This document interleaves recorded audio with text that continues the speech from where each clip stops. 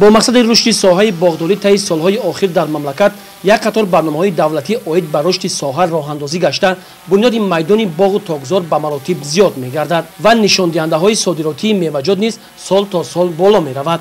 خواجگی‌های دهقانی حدود جماعت دهاتی الموسی شهر حصار نیز در بنیاد باغ و تاکزار نمونوی و دارای حاصل بلند سهم ارزنده دارند. جمعیت دارای مسعودش محدود رستم جان از زمره خواجگی‌ها میباشد که به پرورش نمودهای گوناگون انگور مشغول است.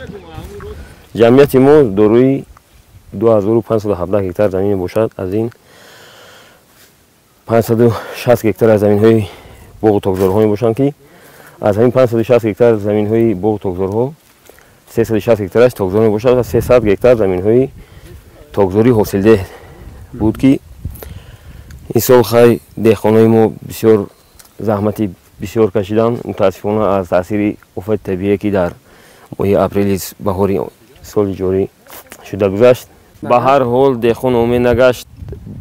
پیوسته با کوشش کردن دهقانان کارکردی کیمیایی کارکردی بخینی حالها رو سری وقت انجام دادن. با خواهی بنیاد نموده جمعیت دارای محصولش محدود رستم جان که اساساً از انگورهای سرخ کوهی عبارت است، محصولات استحصال نموده این دهقانان صاحب تجربه خریداران خود را پیدا نموده در برابر بازار داخلی به خارج کشور نیز صادرات می‌گردد. من مهنت کردم، ما انگور را پختیم رساندیم. حاضر انتظاری اما خریدارا هستیم که بیان من تیم ما هر سالی من همین مهنت میکنیم، انگوری خوب تیار میکنیم. هرچه من صادرات روسیه دا صادرات میشه، افغانستان دا صادرات میشه.